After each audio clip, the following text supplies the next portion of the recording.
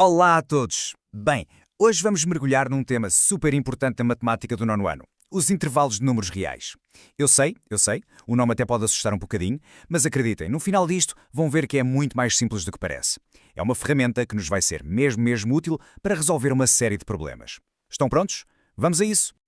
Então, qual é o nosso plano para hoje? É simples. Primeiro vamos perceber para que é que isto serve, porque é que precisamos dos intervalos. Depois vamos ver as 3 maneiras diferentes de os mostrar. A seguir, uma parte crucial. Qual a diferença entre um intervalo aberto e um fechado? Daí partimos numa viagem até ao infinito. E claro, no fim, vamos pôr as mãos na massa e praticar um bocadinho para que tudo fique bem claro. Muito bem, vamos lá começar pelo início. Números que nunca acabam. O que é que isto quer dizer? Basicamente, a primeira pergunta que temos de fazer é por que é que nos damos ao trabalho de aprender sobre intervalos? Qual é o problema que eles resolvem? Deixo-vos aqui uma pergunta para pensarem um segundo. Quantos números reais acham que existem entre o número 1 e o número 2? Se estivéssemos a falar de números inteiros, claro, a resposta seria nenhum, certo? Mas nós estamos a falar de números reais. E aí, a história é outra. Exatamente. É isso mesmo. Uma infinidade. Pensem nisto. Temos 1,5, 1,1, 1,01, 1,001, 1,000001. Podíamos continuar a acrescentar zeros e uns para sempre. É literalmente impossível fazer uma lista com todos os números que estão ali no meio. E é precisamente por causa disto que precisamos de uma nova ferramenta. Se não conseguimos listar todos os números um a um, como é que os representamos? Foi para resolver este problema que os matemáticos inventaram uma maneira super prática e inteligente de o fazer: os intervalos. Ok, então vamos lá ver como é que esta ferramenta funciona na prática. Há, essencialmente, 3 formas de representar um intervalo. Se quisermos uma definição assim mais a sério, é isto. Um intervalo é um subconjunto da reta real. Mas o que é que isso quer dizer em bom português? Quer dizer que é, basicamente, um pedaço, um bocadinho da reta dos números. É um conjunto que apanha todos os números que estão entre 2 pontos.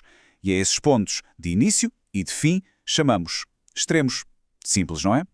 E as 3 formas de que falámos são estas. Podemos representar um intervalo através de uma condição, que é chamada representação em compreensão. Podemos fazer um desenho na reta real, ou então podemos usar a notação de intervalo que usam os parênteses especiais. Vamos ver tudo isto, mas para isso, primeiro temos de perceber uma coisa fundamental. Que é isto, a distinção entre o intervalo ser aberto ou fechado. Esta é se calhar a ideia mais importante de todas. A grande questão é, os números dos extremos, o início e o fim, fazem parte do nosso conjunto ou não? É isso que vamos ver. Este quadro é o nosso guia. Ele resume tudo. Vamos com calma, linha a linha. Primeiro, os símbolos que usamos na condição. Quando é aberto, usamos o menor que ou o maior que. Quando é fechado, usamos o menor ou igual ou o maior ou igual. Aquele tracinho por baixo faz toda a diferença. E o que é que isto significa? Simples. No intervalo fechado, o número do extremo pertence ao conjunto. No aberto, não pertence. E como é que desenhamos isto na reta real? Com bolinhas? Se o extremo não pertence, usamos uma bola aberta, a branquinho. Se pertence, usamos uma bola fechada, pintada. Por fim, a notação com parênteses.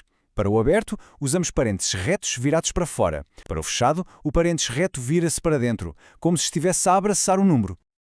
Ok, teoria vista, vamos à prática para ver se isto ficou claro. Olhem para este exemplo. Menos 3 menor que x menor ou igual a 2. Primeiro passo, vamos ler a condição. O que é que isto nos diz? Diz que o x é maior que menos 3 e menor ou igual a 2. Isto quer dizer que o menos 3 não está incluído, mas o 2 está. Passo 2, marcamos os 2 extremos na reta, o menos 3 e o 2. Passo 3, agora as bolinhas. No menos 3, como não pertence, metemos uma bola aberta. No 2, como pertence, metemos uma bola fechada. E por fim, a notação de intervalo. Como fica?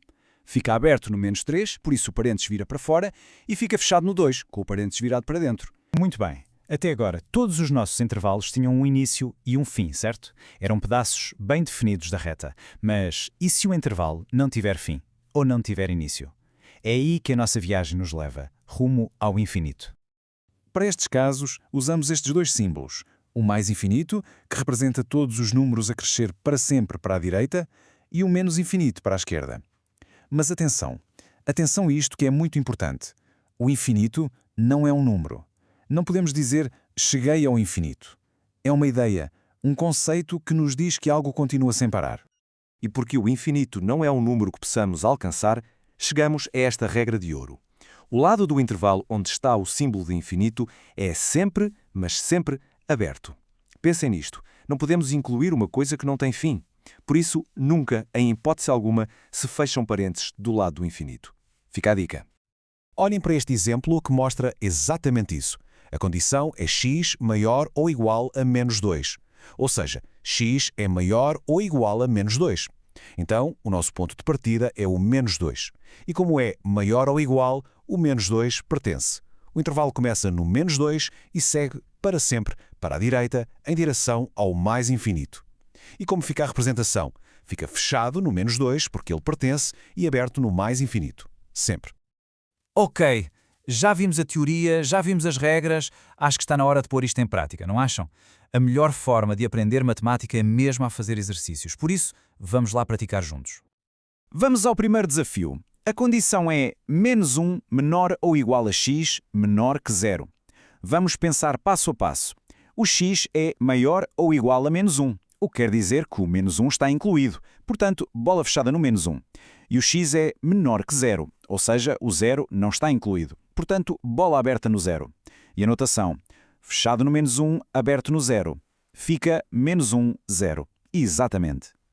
Agora, 1 com infinito. A condição é x menor que 5. Isto significa que queremos todos os números reais que são mais pequenos que 5. O nosso ponto de referência é o 5. Como é só menor que, o 5 não entra na festa. Bola aberta nele. E se são todos os números mais pequenos, vamos pintar a reta toda para a esquerda. Para sempre, até ao menos infinito. Como fica a notação? Começa no menos infinito, que é sempre aberto, e vai até ao 5, que neste caso também é aberto. Boa! Muito bem. Antes de terminarmos, vamos só rever as ideias-chave. O que é mesmo importante recordar disto tudo? Primeiro, bola fechada quer dizer que o número pertence. Usamos superior, inferior e o parênteses reto para dentro. Segundo, bola aberta quer dizer que o número não pertence. Usamos menor, maior e o parênteses para fora. E terceiro, a regra de ouro. Os intervalos com infinito são sempre abertos desse lado. Se memorizarem estas três coisas, estão no bom caminho. E para fechar, deixo-vos um desafio para pensarem. Agora que já viram esta forma tão elegante de representar um conjunto infinito de números, onde é que na vida real podemos encontrar esta ideia de um intervalo? Pensem lá, talvez na temperatura, na altura de uma pessoa, no tempo. Fica a questão no ar. Espero que tenham gostado e que tudo tenha ficado mais claro. Vemo-nos na próxima.